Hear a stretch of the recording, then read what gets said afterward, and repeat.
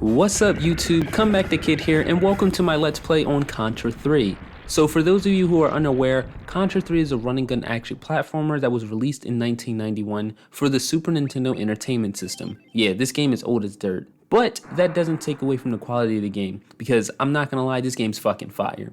As you can probably tell from the game's title, this is the third game within the Contra franchise.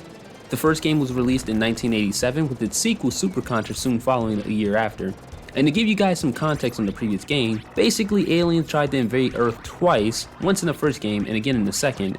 So our objective was to stop the aliens invasion, which we effortlessly did with only 2 guys from the military. But that was some time ago, and now the aliens are pissed the fuck off. So instead of invading our planet once again, they straight up initiated a full-blown world war against humanity, giving the game its name, Contra 3, the Alien War. And it's a hell of a war, alright. As you may have noticed at the beginning of the Let's Play, I scrolled down to the settings to make sure that I had the game set to easy and had the max life count of 7. Now, I didn't do that because I suck at video games. Oh no. I did that because this game is hard as monkey shit.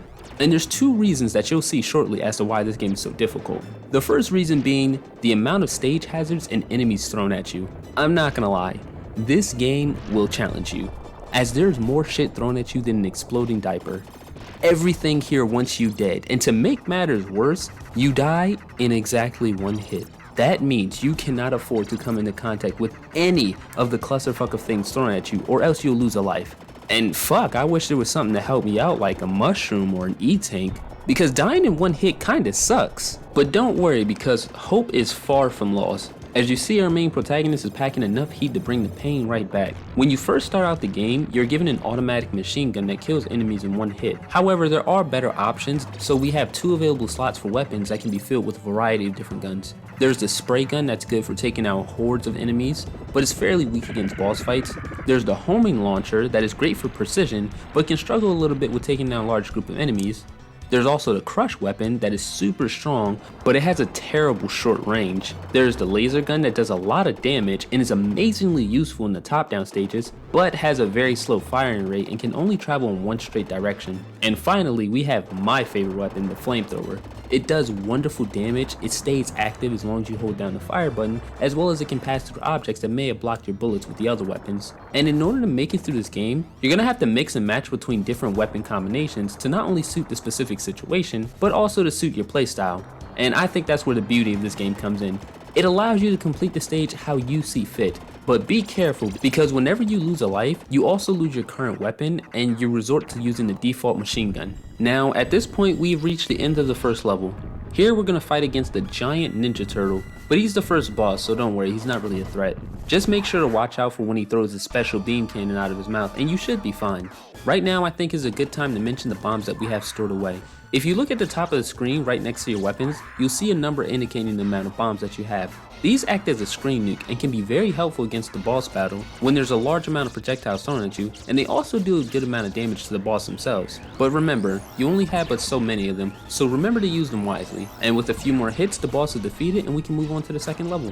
Personally, I don't think that the first level in this game is that difficult, even on harder difficulties, but this game only has 6 stages, so the challenge with each level largely increases as you go through the game. Throughout the playthrough, I'll provide tips and tricks that'll hopefully make the journey somewhat easier for whoever may consider playing, but the best way to get past certain obstacles is from trial and error. For the first level, I would highly recommend focusing on trying out new weapons and seeing what works for you, as the first stage is fairly just about getting used to the game. The second level, however, is a completely different ballgame. For starters, the stage has a top-down perspective and a different objective. While the last level had us scrolling throughout the stage to defeat the boss fight at the end, this one requires us to destroy 5 alien pods spread throughout the map. My recommendation for completing the stage is to start at the bottom left and work your way around the perimeter, as this will allow you to partially avoid some of the bullshit in the stage. Near the east and west areas of the bridge is worn pavement, and walking across it will cause it to fall through, and if you're not careful, you'll fall through as well. If you make your way around the perimeter, you'll only have to cross once, hopefully saving you a life or 2. If possible, I would recommend grabbing the laser gun or the flamethrower. Both weapons stay active when on the top-down stages, and it absolutely shits all over the level's balls. And with that, the level is fairly simple.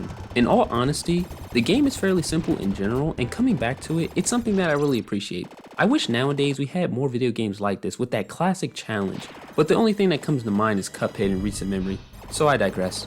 We've reached the end of the second level and it's time for us to face this spiraling spider boss. The main thing to keep in mind is your distance. You don't want to get too close to the boss or it could hit you with one of his projectiles or flat out run you over. Aside from that, the fight is pretty easy, especially if you have the laser gun or the flamethrower. Since both of these weapons can phase through objects, it'll hit the spider's weak spot at any position. Unfortunately, if this is your first go around, the spider is most likely gonna bully the hell out of you. But a few revisits will most definitely get you a successful run. Me, I was lucky enough to grab the flamethrower, making this fight a cakewalk. And with just a few more hits, the boss is down. With that, we've just about finished the second stage, and we are at the end of the first part of my Contra 3 Let's Play.